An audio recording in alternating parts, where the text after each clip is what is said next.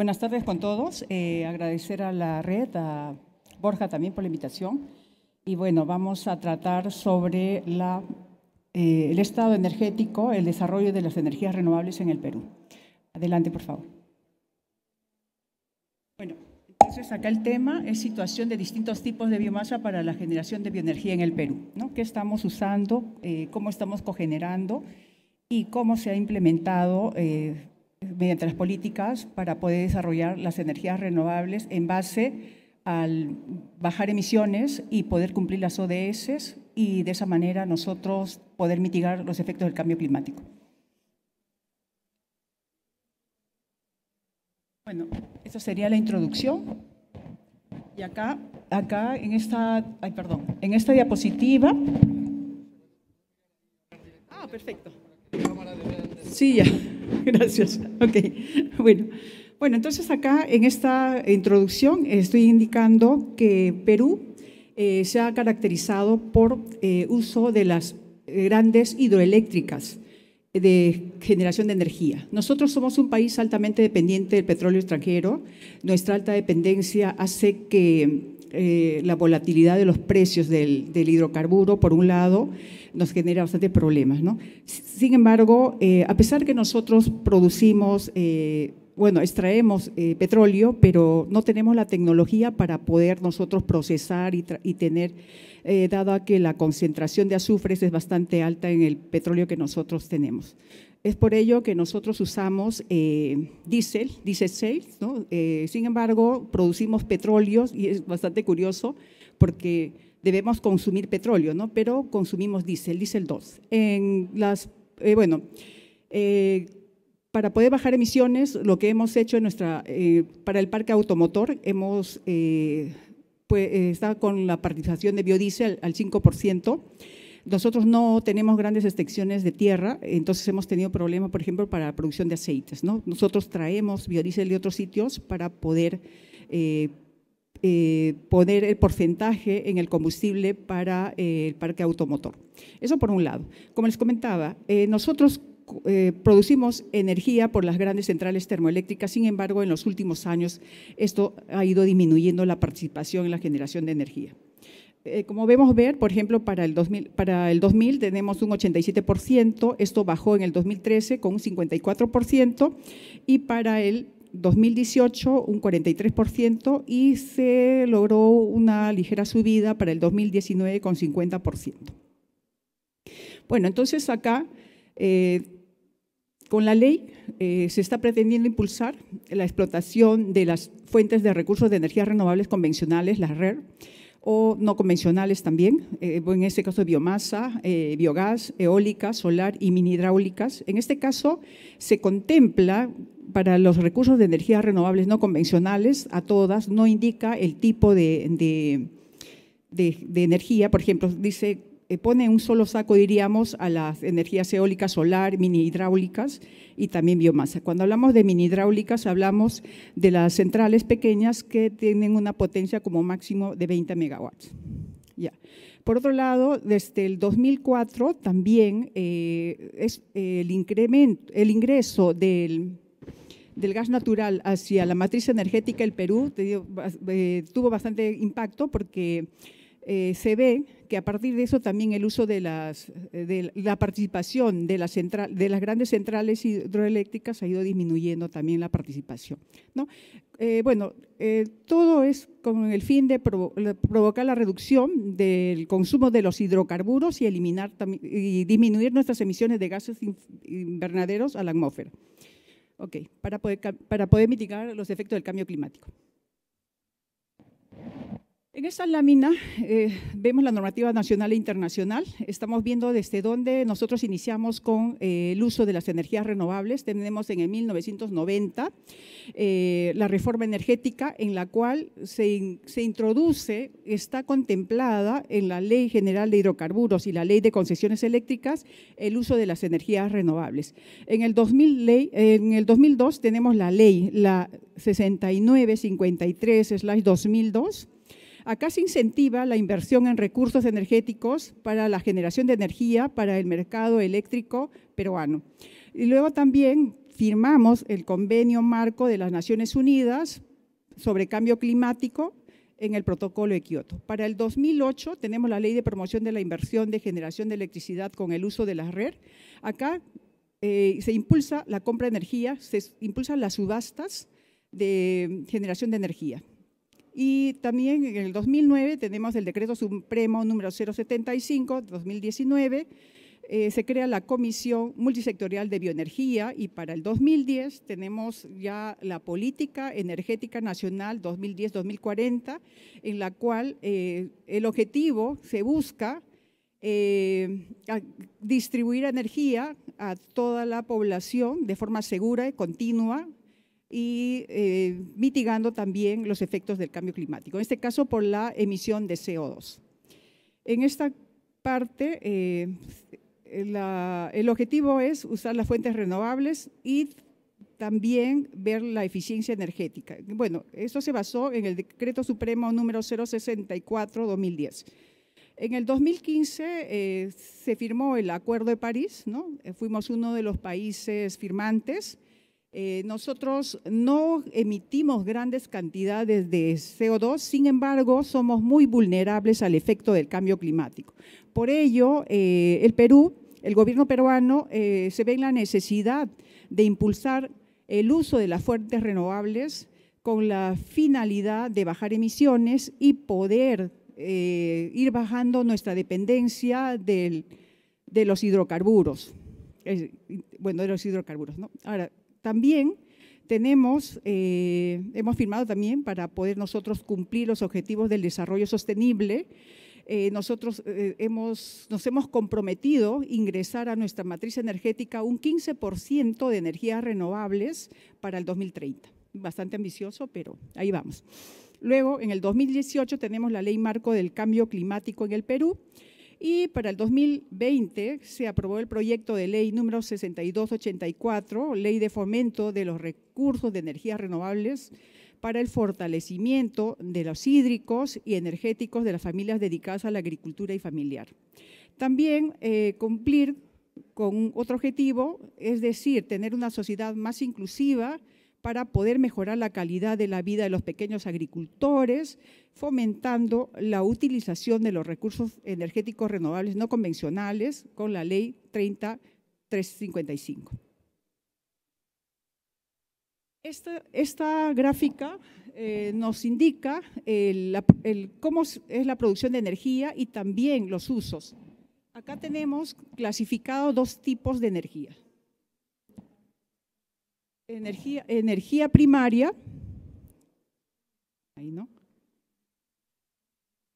Bueno, la energía primaria que está en azul está conformada por carbón, residuos, la hidroenergía, los parques eólicos y solar. Y la energía secundaria, bueno, diésel, fuel y gas natural seco. Todos estos dos tipos de energías, tanto primaria como secundaria, entran al mercado eléctrico y son usadas por las centrales tanto para consumo propio y también para el sistema interconectado nacional, ¿no? Entonces, en la salida tenemos la importación y la exportación y también para el uso del transporte, ¿no? Y distribución. Bueno, ahí vamos a algunas pérdidas. Entonces, la demanda final sería tanto residencial, comercial, público, transporte, agropecuario y agrícola, pesquero, minero, metalúrgico e industrial. En esta lámina vamos a ver las tecnologías y fuentes para la producción de electricidad a nivel nacional. Tenemos, como había comentado, sigue las hidroeléctricas con un alto porcentaje, con 55.2%, seguido de otros. Esos otros están conformados por el gas natural, 36.9%, diésel 1.4%, carbón 0.3%, bagazo 0.7%, biogás 0.1% y fuel hoy 1.1%. Y adicional tenemos las eólicas 2.9% y solar 1.5%, sumando un total de 57.038 gigawatts hora.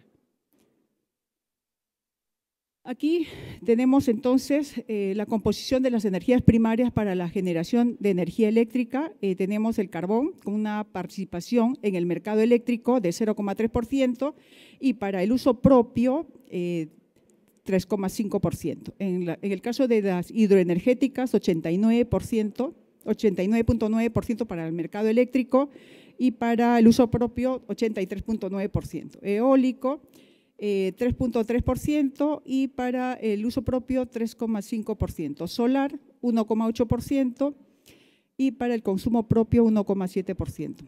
En el caso de bagazo, tenemos 3,8% para el mercado eléctrico y para el uso propio 7% y biogás 0,4% para el mercado eléctrico y en el caso de uso propio 0%, haciendo un total, y en este caso, en el caso de la hidroenergía para el mercado eléctrico, como podemos ver en el PAI, de un 89.9%. Esa sería entonces la composición. En esta lámina vemos la producción de electricidad, vemos la evolución de la producción de energía eléctrica para el mercado eléctrico. Observamos en azul las centrales hidroeléctricas, el azul más claro, ¿no? No ha habido un desarrollo muy acelerado, digamos, se ha mantenido constante en los años, solo a partir del 2017 hasta el 2019 se ve un ligero crecimiento, ¿no? Y en la parte azul observamos, más oscura, observamos el crecimiento, o sea, a través de los años del uso de las centrales térmicas. Y en el caso de la evaluación de la producción de electricidad para uso propio, también se observa el uso de las centrales termoeléctricas desde el 2004. El crecimiento ha sido bastante grande, a diferencia del 2015, que ha habido una disminución de hasta el 2019, que se mantiene aproximadamente constante. En este caso, acá vemos la producción de energía eléctrica, acá tenemos las tecnologías para el mercado eléctrico, tenemos centrales hidroeléctricas con una participación de 56.5%, para el uso propio 26.9%, las centrales térmicas 30% y para el uso propio 71%, centrales solares 1.4%, el uso propio 2.1%, centrales eólicas 3% y uso propio 0%. Como podemos apreciar, para el uso propio, en el caso de centrales térmicas es bastante grande, ya que ellas mismas cogeneran su energía. Y aquí tenemos las fuentes de energía primarias y secundarias para la producción de energía eléctrica. Con centrales térmicas tenemos participación del consumo de combustibles en la producción de electricidad por el mercado eléctrico, energías primarias y secundarias. En este caso tenemos una participación de 93.5% del gas natural, 0,2% del carbón, 3,2% de bagazo, 0,3% de biogás, 0,6% de diésel y 2,1% de fuel oil para el mercado eléctrico. Y para el consumo propio, tenemos carbón 17.9%, gas natural 35.7%, bagazo 19.7%, diésel 18.9% y fuel oil 8.1%. Observamos entonces para el consumo propio mayor consumo en este caso, de gas natural, ¿no? Pero tenemos que el consumo de bagazo y carbón también está alrededor del 20%, ¿no? Entonces, en nuestra matriz energética contamos con 27 termoeléctricas, 7 parques eólicos, 7 solares y 74 hidroeléctricas y 8 centrales de biomasa. Aquí tenemos la producción con energías renovables no convencionales, ¿no? Entonces, en el eólico, el solar, bagazo. Bueno, como les había comentado, no contemplan solamente el uso de la biomasa, sino contempla la ley usar todos estos tipos de tecnologías para poder generar energía, ¿no?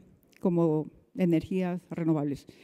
En el caso del mercado eléctrico tenemos una participación de 60.3%, solar 28.4%, bagazo 9% y biogás 2.4%. Y observamos que el uso para consumo propio es más elevado en este caso el solar, ¿no? Con 100% solar, ¿ya? Para el uso propio. Y acá vemos cómo ha ido evolucionando a través del tiempo las centrales eólicas del mercado eléctrico, ¿no? Observamos que a partir del 2003, o sea, del 2008 al 2003, eso fue constante, y a partir del 2003 ha habido un importante desarrollo, un crecimiento, ¿no? Al 2019.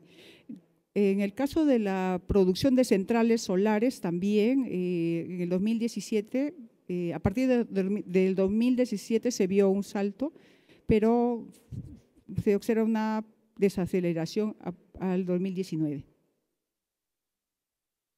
En este caso, nosotros en el 2018 se dio la ley de promoción de inversión de generación de electricidad con el uso de los recursos de energías renovables no convencionales.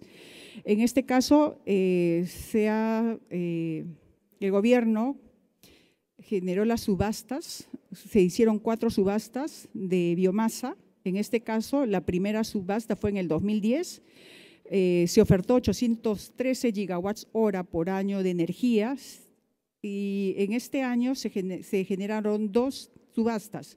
En la primera subasta de este año, la central de cogeneración Paramonga se le adjudicó 115 gigawatts hora por año, ¿no? Y la otra sería 28.29 a la central Guaycoloro, Petramax. En este caso, Petramax es una empresa de residuos sólidos, es la empresa que recoge los residuos sólidos de Lima Metropolitana. Ellos tienen Guaycoloro, es un relleno sanitario que inicialmente quemaba todo el biogás que se genera por el tratamiento. Sin embargo, en la actualidad tiene dos centrales térmicas, cogenera y vende a la red este tipo de biogás. Bueno, entonces aquí en el primer año solamente se pudo adjudicar un 18%. En el segundo año, en el 2011, se tuvo una oferta de 828, pero solamente se adjudicó 14.02%, 1,7%, y el proyecto fue la Gringa 5. En el 2003 se ofertó, sin embargo, no hubo postores, me refiero, no alcanzaron para poder ser adjudicada, no cumplieron con la exigencia, por lo tanto, en ese año no se adjudicó. En el 2016 se tuvieron 2 adjudicaciones, en este caso se puso a la venta 31 gigawatts hora por año y se adjudicó 14,7 gigawatts hora por año a la central térmica de biomasa Callao y 14,5 a la central térmica biomasa Guaycoloro 2. En total tenemos 186.315 gigawatts hora por año adjudicado. Aquí, en la matriz de la biomasa, en el año 2019 se registró y estimó la producción y consumo de fuentes primarias de leña, bosta y areta, bagazo, así como de las fuentes secundarias, que son carbón, vegetal y biogás.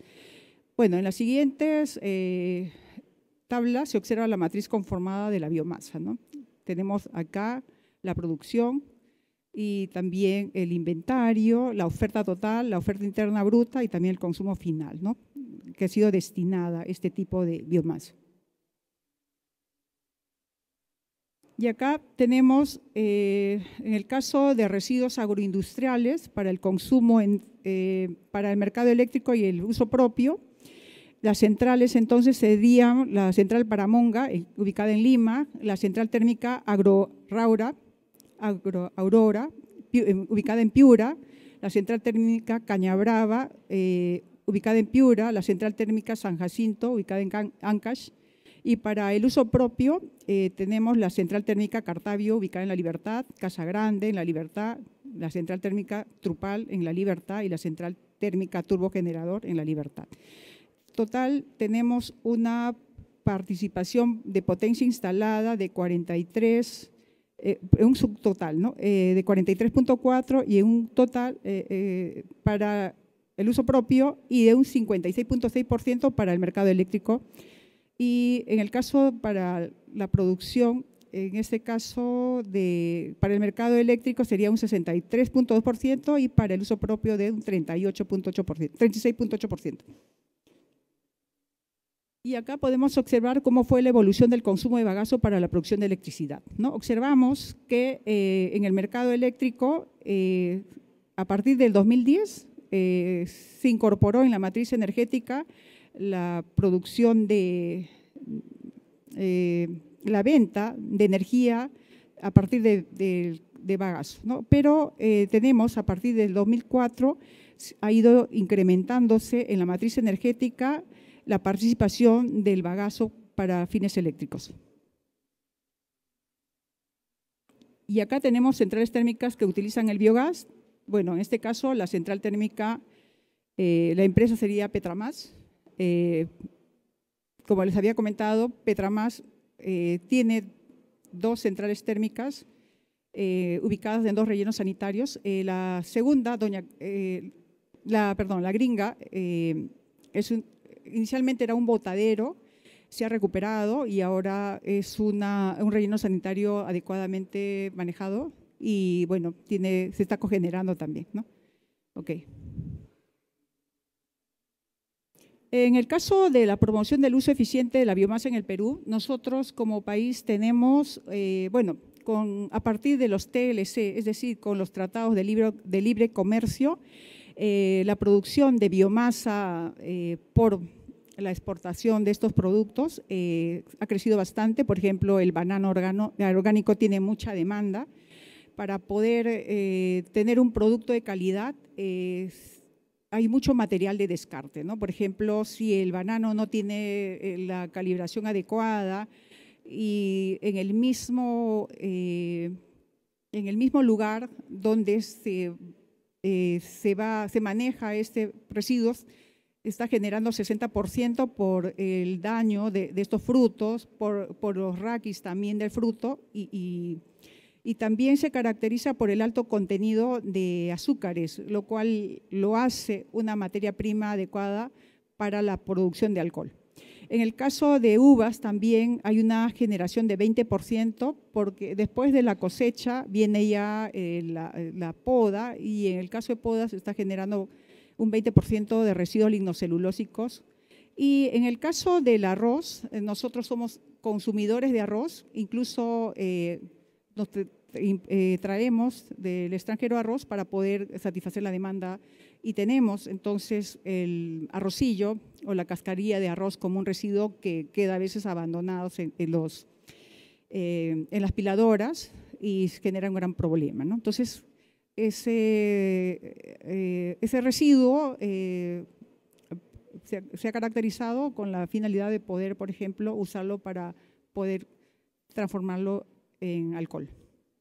Hay otros nuevos residuos que se han generado también, por ejemplo, el caso de los arándanos, ¿no? Ahorita estamos en el mundo como primer productor de arándanos y arándanos es una planta que no es nativa del Perú, se ha traído y ahora estamos generando gran cantidad de este tipo de residuos, ¿no?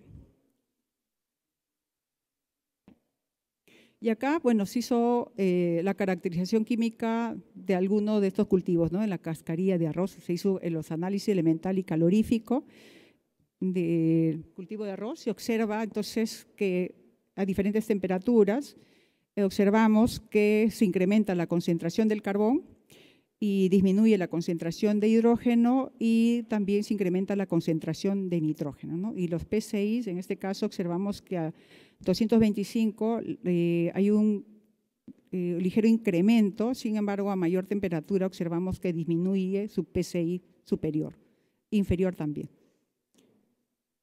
Y acá, en el estudio de caracterización lignocelulósica, en este caso, como les comentaba, estamos nosotros iniciando este tipo de caracterización para poder conocer y darle los usos adecuados a las diferentes biomasas que tenemos. No hemos estado desarrollando mucho la parte de bioenergía, en este caso, por ejemplo, el uso de la biomasa, Sin embargo, actualmente estamos trabajando en la parte de producción de biochar y también la parte de la caracterización de esta biomasa para fines energéticos, dependiendo de la humedad.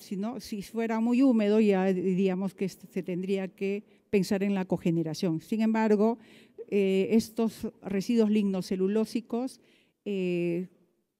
dependiendo del tamaño también, para la producción, por ejemplo, de peles, briquetas, o si no, para la producción de carbón, ¿no? Entonces, acá observamos, en el caso de bagazo de caña, tenemos un 48.6% de celulosa, mayor al de la cascarilla de arroz y de desechos de banano. En el caso de hemicelulosa también, y también mayor en el caso de la lignina, ¿no? Bueno, eso era todo que quería contarles de lo que estamos en Perú. Ahí queda, ¿no? Bueno, gracias. Hola, quería que nos cuentes un poquito o nos aclares un poco más cómo es el tema de las subastas a las que te referías. Me imagino yo que es el Estado el que impulsa estas, las financia, y la empresa privada es la que participa en esta licitación, algo así, porque Sí. Realmente es un esquema para nosotros desconocido. Sí. Las subastas, la oferta, el Estado peruano sale a una convocatoria, salen las bases y las empresas que están interesadas mandan sus propuestas, cuánto es la participación que ellos van, o sea, la capacidad que ellos tienen para poder tener acceso a una determinada cantidad, ¿no? Entonces, el Estado peruano ofrece, por ejemplo, en la primera subasta fue algo de 823 gigawatts hora, ¿no? Dentro de esas, entonces, todas las empresas interesadas en poder generar ese tipo de energía, dependiendo también del tipo de biomasa. En ese caso de las subastas, como les comentaba, no indica solamente biomasa, sino puede ser, por ejemplo, un parque eólico, puede ser una mini central térmica. Por ejemplo, en el Perú últimamente en los tres últimos años se tiene unas 6 mini centrales hidroeléctricas para poder, que han sido adquiridos en subasta. Ajá. Sí, claro. Felicitaciones por la presentación. Me ha llamado la atención la producción de biogás y mencionabas en varios diapositivas que había una participación del 3.6% de la producción de biogás ya a nivel comercial dentro de toda la producción energética del país. Sí. Y dentro de ellas había dos mercados específicos, uno de producción y otro de consumo, que tú lo llamabas. ¿Podrías ampliarnos un poco esa explicación? ¿Cómo está dado la producción de biogás en el Perú, por favor? Ya. En el caso de biogás, lo están haciendo las centrales, en este caso, la empresa Petramax. Ellos reciben algo de, ¿cuánto era? Algo de, no recuerdo muy bien la cantidad de residuos urbanos. Bueno, entonces, en el tratamiento mismo, antes, ellos usan, ¿cómo se llama esto? Bueno, ellos llevan a un relleno sanitario la biomasa, en este caso los residuos urbanos, cuya característica está en un 53% de composición de restos orgánicos. Ellos antiguamente, ¿qué hacían? Ponían chimeneas y simplemente quemaban el biogás que se genera en el proceso en el relleno sanitario. Sin embargo, ahora todo ese biogás se capta y cogeneran, satisfacen su demanda interna y a su vez lo venden a la red, al sistema interconectado. Eso es lo que hay, ¿no? Claro, hay pequeños emprendimientos para la elaboración de biogás, pero no están a la venta para el mercado del sistema interconectado, para la generación de energía eléctrica. Es consumo propio, no está incluso registrado, ¿no? Eso es. Entonces, Petramax tiene dos centrales. Una que está en Huaycoloro, que es el relleno más grande, y otra en el Callao, que era un botadero que se llamaba La Cucaracha, y ahora ya es una central térmica. Pertenece al Callao. El Perú, la capital está Lima, y la provincia constitucional del Callao. Entonces, en el Callao está esa nueva central que cogenera. Entonces, en ambas está cogenerando energía. Sí. Gracias. ¿Qué tal? Bueno, antes que nada felicitarla por la presentación y hacerle una consulta puntual. Si han Sí, claro. investigado cuál es el potencial que tiene la biomasa forestal en un país que tiene tanta extensión de bosques naturales y con una industria desarrollada principalmente en la Amazonía.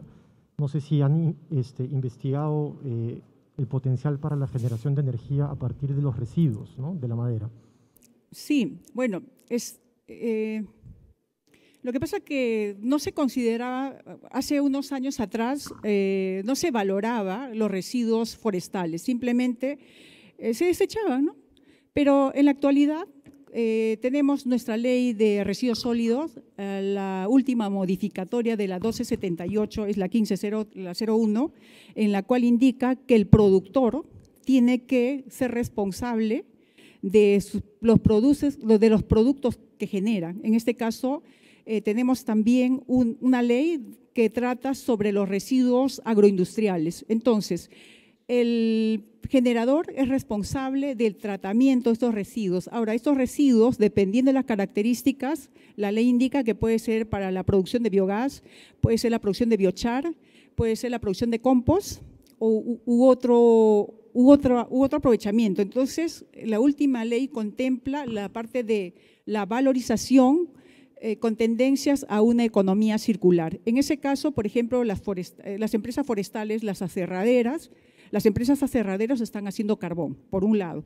Hablamos, por ejemplo, de Tarapoto, que ellos sacan un carbón de coco y del aserrín. Tenemos también en la parte de la sierra en Cajamarca una empresa, bueno, no es una empresa, es una comunidad.